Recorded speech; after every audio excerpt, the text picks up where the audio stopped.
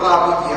മത്തായി എഴുതിയ സുവിശേഷം 28-ാമത്തെ അധ്യായം അതിന്റെ 19-ാമത്തെ വാക്യത്തിൽ പിതാവിന്റെയും പുത്രന്റെയും പരിശുദ്ധാത്മാവിന്റെയും നാമത്തിൽ സ്നാനം കഴിപ്പിച്ചു ഞാൻ നിങ്ങളോട് കൽപ്പിച്ചത് ഒക്കെയും പ്രമാണിപ്പാൻ തക്കവണ്ണം ഉപദേശിച്ചുകൊണ്ട് സകല ജാതികളെയും ശിഷ്യരാക്കി കൊള്ളുവിൻ. ഭാരതീയ ഓർത്തഡോക്സ് ചർച്ച് ഇന്ന് ഇവിടെ ഞങ്ങള് ഡിക്ലറേഷൻ ചെയ്യും.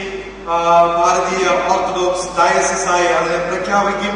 അപ്പോ ഭാരതീയ ഓർത്തഡോക്സ് ചർച്ചിന്റെ പ്രധാനപ്പെട്ട കാര്യം കർത്താവായ യേശു ക്രിസ്തുവിന്റെ അന്ത്യ ആജ്ഞ, അതായത് അവസാനത്തെ ആജ്ഞ പാലിക്കുന്ന ഒരു സഭയായി മുമ്പോട്ട് വരണം. അതായത് പിതാവിന്റെയും പുത്രന്റെയും പരിശുദ്ധാത്മാവിന്റെയും നാമത്തിൽ സ്നാനം കഴിപ്പിക്കുന്ന സഭയും അതോടൊപ്പം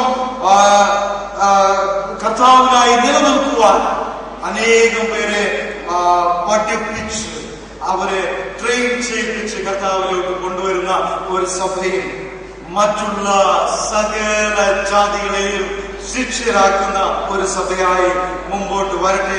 കർത്താവ് അതിനായി അനുഗ്രഹിക്കട്ടെ.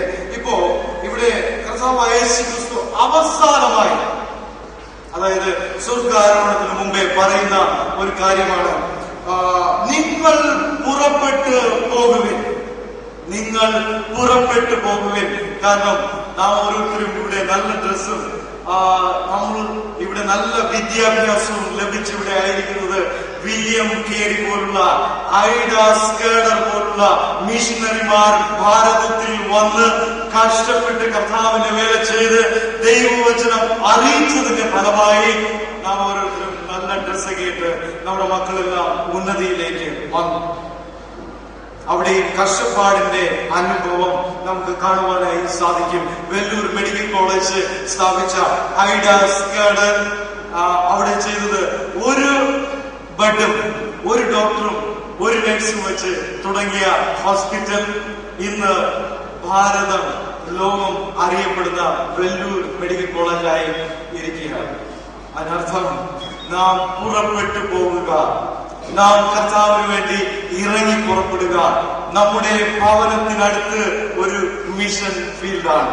നമ്മുടെ ഭവനത്തിനടുത്ത് നമുക്ക് കർത്താവിന്റെ വേല ചെയ്യുവാനായി സാധിക്കണം. അതായത് ബിഷപ്പ്മാർക്ക് വേണ്ടിയോ അച്ഛന്മാർക്ക് വേണ്ടിയോ മാത്രം കർത്താവായ യേശു ക്രിസ്തു പറഞ്ഞ കാര്യമല്ല. നിങ്ങൾ പുറപ്പെട്ടു പോകുവിൻ, നിങ്ങൾ പോയി കർത്താവിന്റെ വചനം അറിയിക്കുക. കാരണം ഞാനോ ലോകാവസാനത്തോളം എല്ലാ നാളും നിങ്ങളോട് കൂടെയുണ്ട്. അതായത് നാം വിശ്വസിക്കുന്ന കർത്താവ് മരിച്ച് മണ്ണിനടിയിൽ ഇരിക്കുന്ന കർത്താവല്ല, മരിച്ച് അടക്കപ്പെട്ട് 3-ാം ദിവസം ഉയർത്തെഴുന്നേൽക്കുകയും യോഹന്നാൻ 1-ാം അധ്യായം അതിന്റെ അപ്പോസ്തല പ്രവൃത്തി 1-ാം അധ്യായം അതിന്റെ 2-ാമത്തെ വാക്യത്തിൽ പറയുന്നത് പോലെ അപ്പോസ്തല പ്രവൃത്തി 1-ാം അധ്യായം അതിന്റെ 2-ാമത്തെ വാക്യത്തിൽ അതായത് കർത്താവായ യേശു ക്രിസ്തു ഉയർത്തെഴുന്നേറ്റ് 40 നാളോളം ഈ ഭൂമിയിൽ ഇരുന്ന കർത്താവ്. ഹല്ലേലൂയ. കർത്താവ് 40 നാളോളം ഈ ഭൂമിയിൽ ഞാൻ ജീവനോടെ ഇരിക്കുന്നു എന്ന് പറഞ്ഞവനാണ് നമ്മുടെ ജീവനുള്ള കർത്താവ്. അതുകൊണ്ടാണ് നാം ഓരോരുത്തരും കർത്താവായ യേശു ക്രിസ്തുവിനെ അംഗീകരിക്കുന്നത്.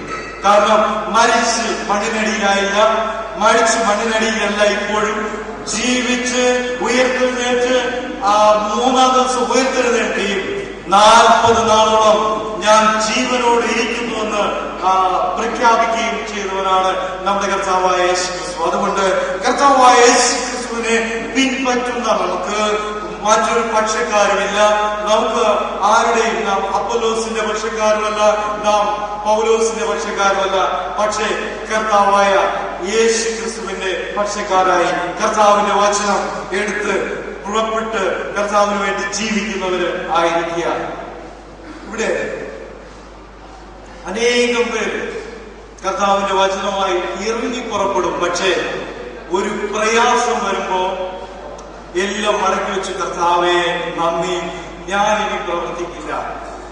ഇത്തരത്തിലുള്ള ഒരു പ്രവർത്തനമല്ല ഭാരതീയ ഓർത്തഡോക്സ് ചർച്ചിൽ നിന്ന് ഞങ്ങൾ ആഗ്രഹിക്കുന്നത്.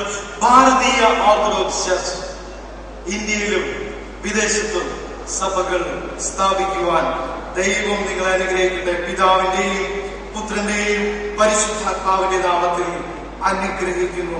അതോടൊപ്പം ഇവിടെ നല്ല മനോഹരമായി പാട്ടുപാടി എനിക്ക് നല്ല ഇഷ്ടപ്പെട്ടു. ജീവനുണ്ട്. അപ്പോ ദൈവം നിങ്ങളെ ഇനിയും എടുത്തുപയോഗിക്കട്ടെ. കർത്താവ് നിങ്ങളെ അനുഗ്രഹിക്കട്ടെ. ഒപ്പം ഇനിയും കുറെ കാര്യങ്ങൾ പറയാനായിട്ടുണ്ട്. എങ്കിലും കർത്താവായ യേശു ക്രിസ്തുവിന്റെ അന്ത്യ ആജ്ഞ പാലിച്ചുകൊണ്ട് കർത്താവായ യേശു ക്രിസ്തു പറഞ്ഞു, ഞാനോ ലോകാവസാനത്തോളം എല്ലാ നാളും നിങ്ങളോട് കൂടെയുണ്ട്. അപ്പോൾ നമ്മുടെ പ്രയാസങ്ങൾ, ഭാരങ്ങൾ എല്ലാം കർത്താവിന്റെ സന്നിധിയിൽ ഇറക്കി വെച്ച് വീണ്ടും എടുത്തോട്ട് പോകണം എന്ന് പറഞ്ഞില്ല. കർത്താവിന്റെ സന്നിധിയിൽ നിങ്ങളുടെ സകല ചിന്താകുറവും വെച്ചതിന് ശേഷം നാം ഫ്രീ ആയിട്ട് കർത്താവിന് വേണ്ടി ഇറങ്ങി പുറപ്പെടുക. യുവാവായ എന്നെ കർത്താവ് ഈ ശുശ്രൂഷയിൽ കൈതാങ്ങി ദൈവം ഇത്രയും നടത്തി. ഏകദേശം 500ഓളം മിഷണറിമാരുടെ ലീഡറായി ഒരു സാൽവേഷൻ ചർച്ച് ഓഫ് ഇന്ത്യ എന്ന ചർച്ചിന്റെ ബിഷപ്പായും സെഫി അഹമ്മദാബാദ് ഡയസിന്റെ ബിഷപ്പായും ആയിരിക്കാൻ ദൈവം എനിക്ക് അവസരം നൽകി. അത് ഞാൻ ദൈവത്തെ സ്തുതിക്കുന്നു. ദൈവം നിങ്ങളെ അനുഗ്രഹിക്കട്ടെ.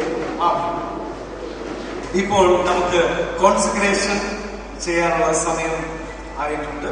അതായത് ബിഷപ്പ് അഭിഷേക ശുശ്രൂഷ ആരംഭിക്കും. അതായത് സിനഡ് പ്രസിഡന്റ് അദ്ദേഹത്തെ ഞങ്ങളെല്ലാവരും കൂടെ ചേർന്ന് ഭാരതത്തിൽ ലോകത്തിൽ അറിയപ്പെടുന്ന ഒരു ബിഷപ്പായി തീരുവാൻ ഞങ്ങൾ അദ്ദേഹത്തെ ബ്ലസ് ചെയ്യുന്നു, അനുഗ്രഹിക്കുന്നു.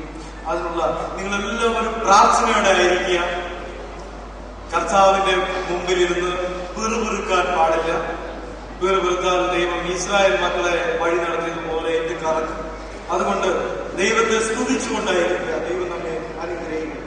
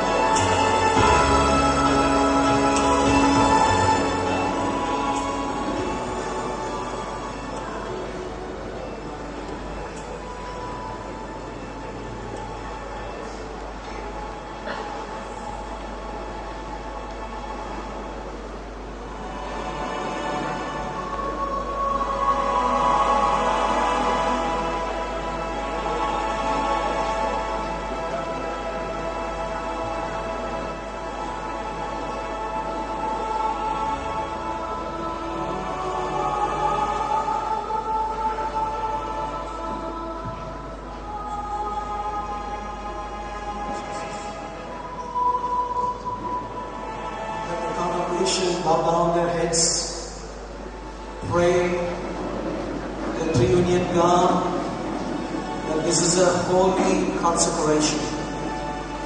The heavens are open. The triunion God is with us right now, and we want to wholeheartedly, in all truth and respect and reverence, consecrate chosen vessel of God to be the responsible leader as a bishop of Bharatiya Orthodox Church and Diocese, that he will fulfill the commission of God that has been entrusted upon his life. Father in heaven, we bow down before your presence, O Lord. We ask for your grace. Let thy will be done. Let your presence fill this place. Lord, have mercy upon us. Lord, great is thy commission, O Lord. As you are equipping us, O Lord, to fulfill this commission.